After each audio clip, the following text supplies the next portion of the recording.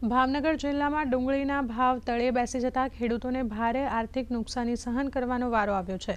અગાઉ ડુંગળીમાં 250 થી 300 રૂપિયા પ્રતિ મણ સુધીના ભાવ ખેડૂતોને મળતા હતા, પરંતુ કમોસમી વરસાદ અને ડુંગળીની રાજ્યની સાથે અન્ય રાજ્યોમાં માંગ ઘટતા ડુંગળીના ભાવમાં મોટો કડાકો બોલાઈ રહ્યો છે, જેમાં મહુવા માર્કેટયાર્ડમાં સૌથી ઓછા 12 રૂપિયા પ્રતિ મણ ભાવે ડુંગળી વેચાઈ હતી।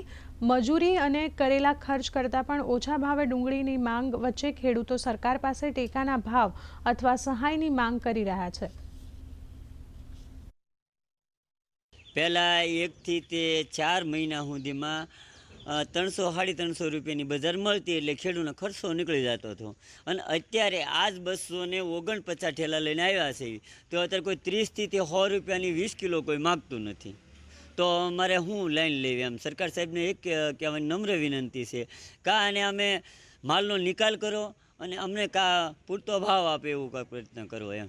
કમોસમી વરસાદ થયો છે, માલની ક્વોલિટી ક્યાંક ને ક્યાંક નબળી થઈ છે, અને એ જે માલ માર્કેટની અંદર આવે છે એ માલનું જે વેચાણ થતું હોય છે બહારના રાજ્યોમાં પહોંચે એવી પરિસ્થિતિ નથી। ડિહાઇડ્રેશનમાં જે જતા હોય છે માલ, તો ડિહાઇડ્રેશનમાં પણ આંતરરાષ્ટ્રીય બજાર ક્યાંક ને ક્યાંક ખૂબ નીચા છે, એટલે એ માલનો જે ભાવ થવા જોઈએ એ ડિમાન્ડ નથી, એની માંગ નથી।